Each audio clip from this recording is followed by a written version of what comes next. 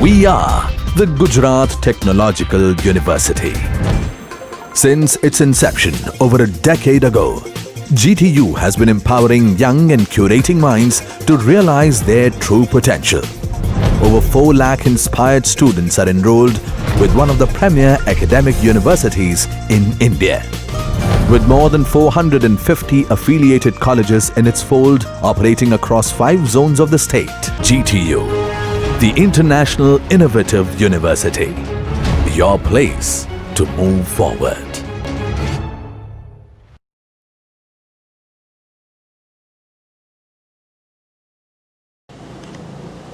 Namaskar friends, myself Professor A.B. Panchal, Ali College Morbi Production Engineering Department welcome you all in this session of understanding of vernier caliper.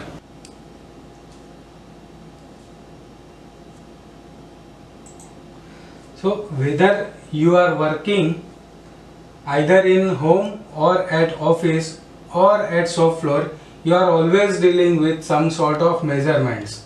The act of measurement is something that we do regularly. But when we are working in industry, we need to be very accurate enough. For this purpose, we use many kind of measuring instruments.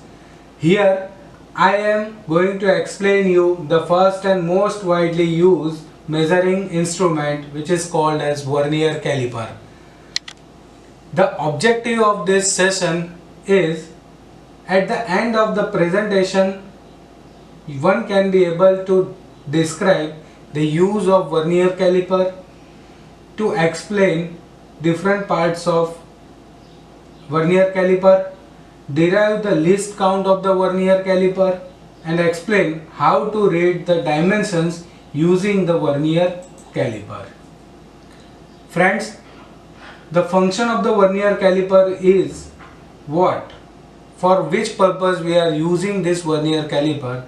So basically, vernier caliper is an instrument used to measure the length of the small objects accurately, which could not be measured using a scale. There are various parts of the vernier caliper that we are going to study in this session. Starting with first part, the caliper has a long rectangular metal strip with a fixed jaw on one end. It is known as the main scale of the vernier caliper. You can see in the figure a metal strip is there which is having a fixed jaw on one end. So it is called as main scale of the vernier caliper. Then on another side of the metal strip, some graduations are there. So it is marked in inches at its upper end, whereas in millimeter at its lower end for the measurement purpose.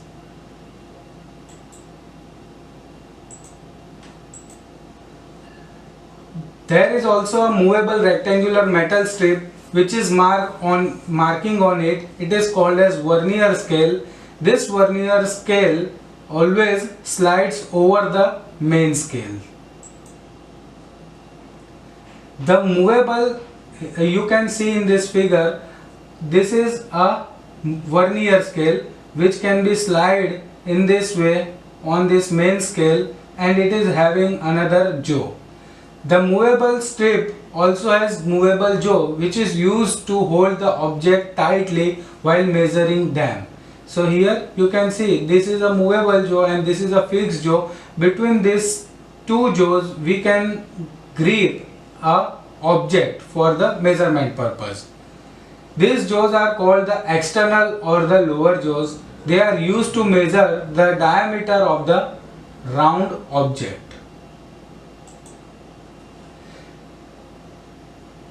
There are two another jaws on the upper side. These jaws are also extended on the other side also. They are called as upper or internal jaws, which are used to measure the internal diameter of the hollow parts. You can see in the figure how to grip the component, hollow component, to measure the diameter of internal side. The vernier caliper has also a metal strip attached at the back side of it.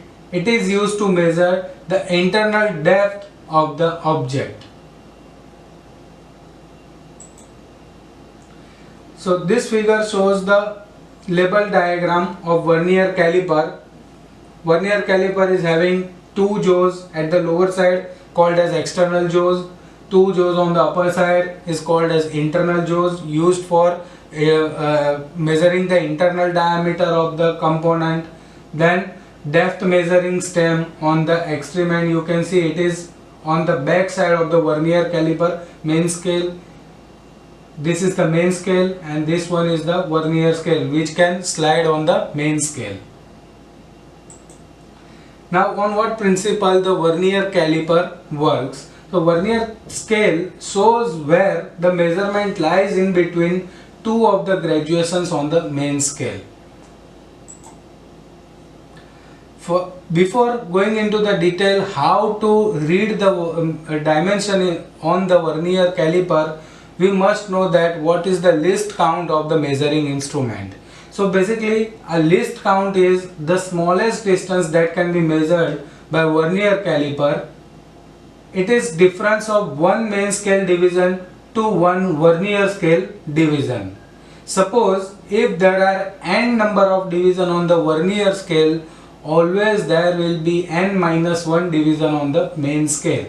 So according to the definition, least count is equal to 1 upon n with multiply by main scale division, which gives us the result. The least count is equal to main scale division divided by total division on the main scale. Suppose we consider a general vernier caliper which is having 50 division on the vernier scale. When there is a 50 division on the vernier scale, there will be 49 division on the main scale. So according to the definition of the least count is equal to 1 main scale division minus 1 vernier scale division, which gives the result 1 minus 49 divided by 50, that is equal to 0.02 mm. So this 0.02 mm is a least count of the said vernier caliper. Now let us understand how to read the vernier caliper. So for that we will measure the diameter of the shaft. Suppose we are having a shaft. So first step to measure the diameter of shaft is find the last value in mm on the main scale before the zero line on the vernier scale. So that will be the given dimension. So here suppose it is 34 mm. So we will note down this value as a main scale reading. Then we will find the division on the vernier scale which lines up perfectly with division on the main scale. Suppose we consider that third division of vernier scale match with the main scale division. So we will note down this value 3 and we will multiply this value by least count 0.02, which equals to 0.06. It means that to find out the value of the diameter of the shaft, we will add both this value, main scale reading as well as vernier scale reading. So adding this value obtained in step 4 to the main scale reading, what we will get? Main scale reading is equal to 34 mm and vernier scale reading is equal to 0.06 mm. So the final reading of the shaft diameter is 34.06 mm. Friends, this is how we can use the vernier caliper to measure the diameter of the shaft.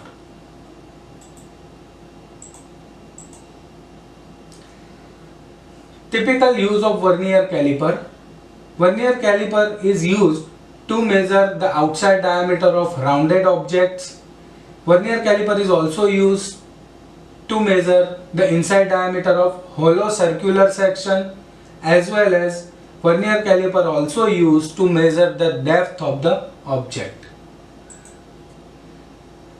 Let us consider one more example. What is the measurement as shown in the figure? We are having one figure where we have to find out the exact reading of the vernier scale. Please see this figure carefully and follow the regular steps which are explained earlier. So here the last value on the main scale before the zero lines on the vernier scale is appeared to be a 10 mm. So 10 mm represent the main scale reading. The second division on the vernier scale match with the division of the main scale, that we can easily observe in the figure. We will multiply this second two division with the least count. So it is 0.02 multiplied by 2, we will get 0.04. So that is a vernier scale reading. And we will simple sum up these values. Main scale reading is equal to 10 mm, vernier scale reading is equal to 0.4 mm. So the final reading is 10.04 mm.